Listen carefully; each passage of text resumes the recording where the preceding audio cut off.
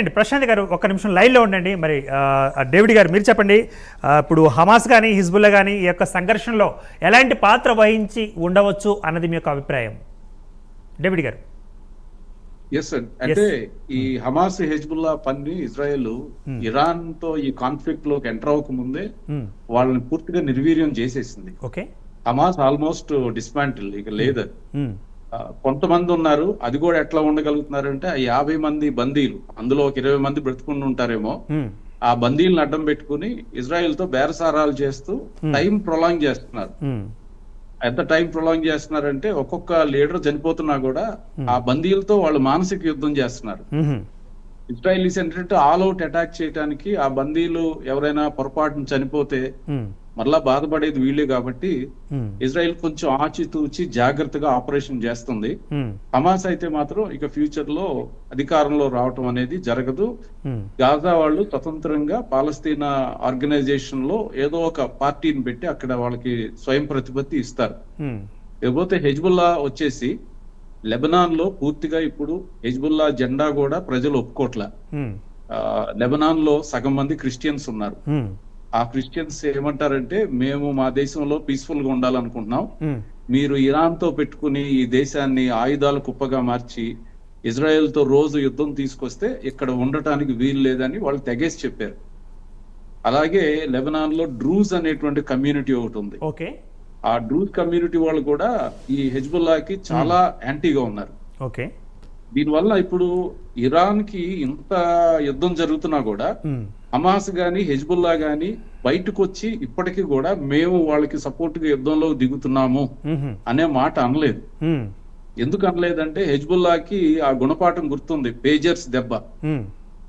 At the same time ఒకరి తర్వాత ఒకరిని ఒక్కొక్క లీడర్ ని హెజ్బుల్లా లీడర్స్ ఒక్కొక్కరిని వేటాడిన విధానం వాళ్ళకి గుర్తుంది. కాబట్టి ఇప్పుడు ప్రస్తుతం ఉన్న హెజ్బుల్లా లీడర్ కూడా చాలా సైలెంట్ గా ఊరికే జస్ట్ స్టేట్మెంట్ ఖండించడం లాంటి స్టేట్మెంట్ ఇచ్చాడు తప్ప ఏమీ లేదు.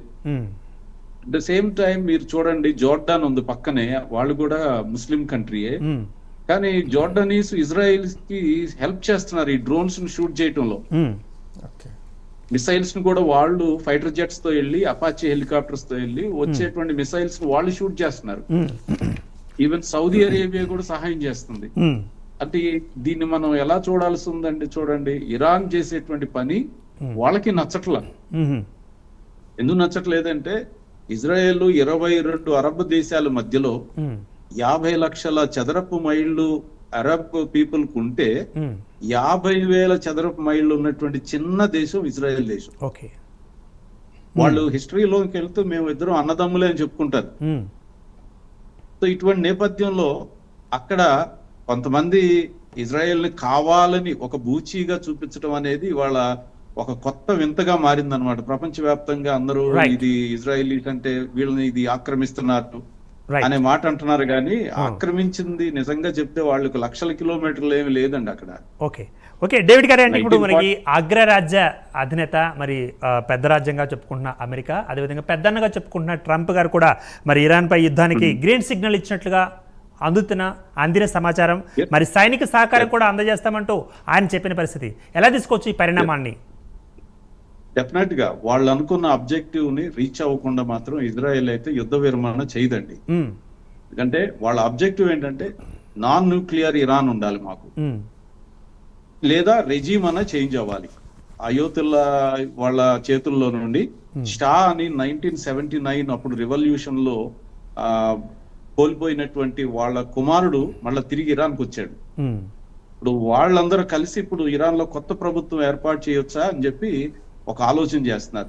ఐదర్ రెజీమ్ చేంజ్ అయినా జరగాలి, లేదా పూర్తిగా ఇరాన్ న్యూక్లియర్ లేకుండా అయిపోవాలి. ఈ ఆబ్జెక్టివ్స్ పూర్తి అవ్వకుండా ఇజ్రాయెల్ అయితే మాత్రం వారిని ఆపదు.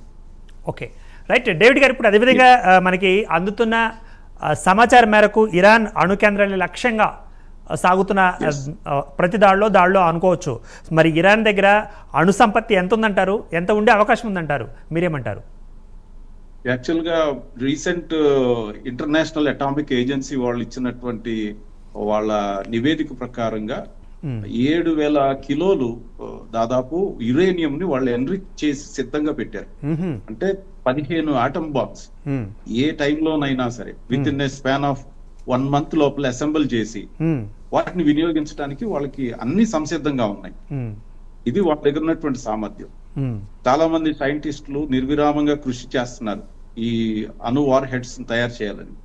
కేవలం వాళ్ళ ఇంటెన్షన్ వాళ్ళ సార్వభౌమ అధికారాన్ని సంరక్షించుకోవడానికి కాదండి. వాళ్ళు ఓపెన్ గానే చెప్తున్నారు ఇంటెన్షన్, మేము ఇజ్రాయెల్ ని తుడిచేయటానికే ఈ అణుబాంబ్స్ ని తయారు చేస్తున్నాం అని ఓపెన్ గా వాళ్ళ యొక్క ఇంటెన్షన్స్ వాళ్ళు డాక్ట్రిన్ గా చెప్తున్నారు. ఒక్కొక్కరికి న్యూక్లియర్ డాక్ట్రిన్ అని ఉంటుంది. ఇప్పుడు ఇండియాకి మనం ఇదివరకు వీ డోంట్ స్ట్రైక్ ఫస్ట్ అని మనకు డాక్ట్రిన్ ఉండేది. రీసెంట్ గా కూడా ఇరాన్ నాన్ న్యూక్లియర్ ప్రొలిఫరేషన్ ట్రీటీలోంచి బయటకు వచ్చేసింది. అంటే మా న్యూక్లియర్ సామర్థ్యాన్ని అవసరమైతే ఇతరులకు కూడా ఇచ్చేస్తాం. ఆ సిద్ధాంతంలోకి వచ్చిన తర్వాత ప్రమాదకరమైనటువంటి ఆ డాక్ట్రిన్ ఉన్న కంట్రీస్ ని కంటైన్ చేయకపోతే అది చాలా సున్నితమైనటువంటి ప్రదేశము. ముఖ్యంగా ఆయిల్ ట్రాన్స్పోర్ట్ అయ్యేటువంటి జలసంధి ఉంది, పర్షియన్ గల్ఫ్ ఉంది. అదే విధంగా హూతీస్ అనేటువంటి రెబల్స్ కూడా ఇరాన్ ఆధీనంలోనే పనిచేస్తున్నారు. వాళ్ళు ఒక జలసంధిని హైజాక్ చేశారు. అక్కడ ఎర్ర సముద్రానికి వెళ్ళేటువంటి బాబ్ ఎల్ మందేబ్ అనేటువంటి జలసంధిలో షిప్స్ అన్నిటిని వాళ్ళు టార్గెట్ చేస్తున్నారు.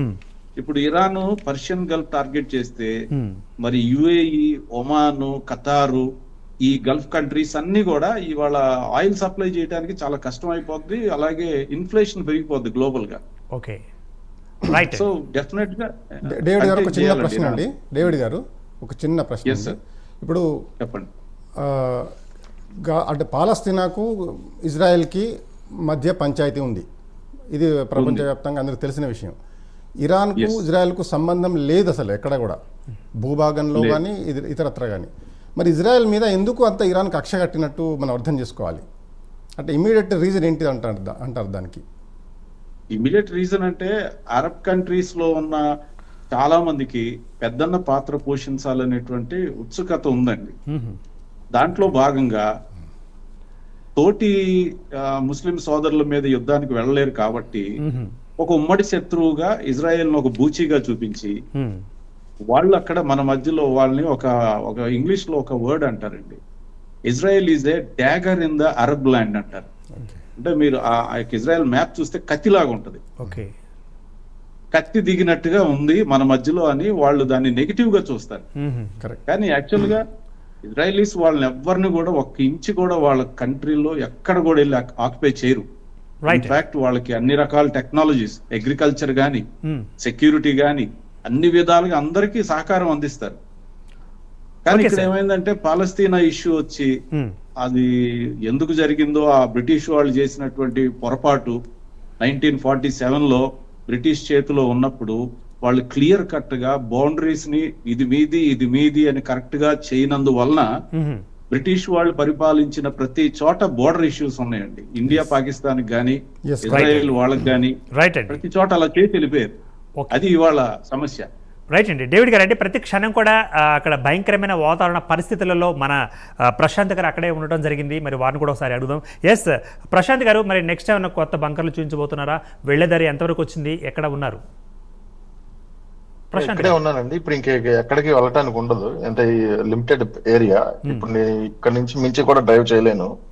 సో మనం ఇంకా నెక్స్ట్ డేనే మళ్ళీ ఇంకా రేపు వెళ్ళడానికి కుదురుతుంది. ఈ రోజుకి ఇంకా ఎంతతో ఆపేయడం జరుగుతుంది. రైట్. అంటే మొత్తంగా మీరు అక్కడ ప్రశాంత్ గారు అంటే ఆ ప్రదేశానికి వెళ్ళి చూడటం జరిగింది కదా, మీ యొక్క అభిప్రాయం అంటే మీ యొక్క ఫీలింగ్స్ ఎలా ఉన్నాయంటారు? అక్కడ భయానక వాతావరణ పరిస్థితుల్లాగా అనిపించిందా? తప్పకుండా కదండి. ఇప్పుడు బాంబు పడటం అనేది ఇదేదో ఇంట్లో పక్కన టపాసులు పేల్చుకున్నట్టు కాదు కదండి అసలు. రైట్. ఎక్స్పెక్ట్ అంటే వాళ్ళు పొద్దున్నే లెగిసే పాటికి బాంబు ఇంట్లో ఉంది. ఓకే, చూడండి మానసిక పరిస్థితి ఎలా ఉంటది అనేది ఆలోచించండి ఒకసారి. అంటే బాంబు ఎక్కడో పేలిందంట అంటేనే మనకి అంత భయం పడతాం. మన ఇంట్లో బాంబు పడిందని కానీ ఇంకా అక్కడ ఉన్నటువంటి మానసిక పరిస్థితి, వాళ్ళ యొక్క సంఘర్షణ, వాళ్ళు అంటే భయభ్రాంతులు అయిపోయినటువంటి విధానం గానీ. But they are some people, అంటే యూదులు చాలా గొప్ప ఒక విషయంలో చాలా వాళ్ళని అప్రిషియేట్ చేయాలండి. Let it be. ఆ నిమిషానికి అట్లా బాధపడ్డాకొని దాన్ని వాట్ నెక్స్ట్ అని ఇమీడియట్ గా దాన్ని నుంచి బయటకు వచ్చి వాళ్ళు ఇమీడియట్ గా దాంట్లో నుంచి బయటకు వస్తారు అన్నమాట. పని చేయడం జరుగుతుంది. రైట్ అండి, లైన్లో ఉండండి. ఎస్, రమేష్ బాబు గారు చెప్పండి. ఇప్పుడు యుద్ధం గల్ఫ్ దేశాలు మరియు ఇతర ప్రాచ్య మధ్య దేశాలు ఉన్నాయి కదా, వాటి మీద ఒక రాజకీయంగా కానీ లేదా ఆర్థికంగా కానీ ఎటువంటి ప్రభావం చూపించే అవకాశం ఉందంటారు? సీరియల్ జర్నలిస్ట్గా మీరు ఏమంటారు? ఇది ఈ యుద్ధం ఎక్కడ యుద్ధం జరిగినా కూడా ప్రపంచం మొత్తం మీద ప్రభావం ఉంటుందండి, దాంట్లో ఏం డౌట్ లేదు. ఓకే.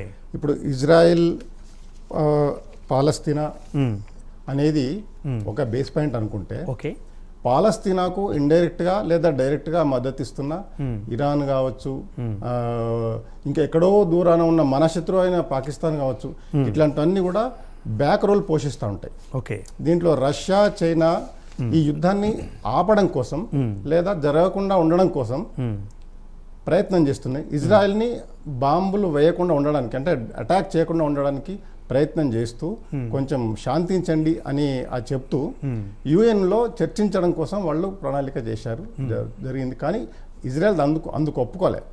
ఇజ్రాయెల్ ఒక రకంగా తెగించిందని చెప్పుకోవాలి.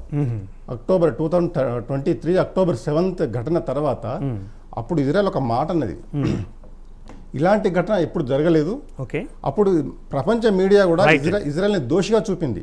అసలు మీరు ఏం చేస్తున్నారు, అసలు మీ పని అయిపోయింది అని అన్నారు అనమాట. దాన్ని ఛాలెంజ్గా తీసుకున్నది.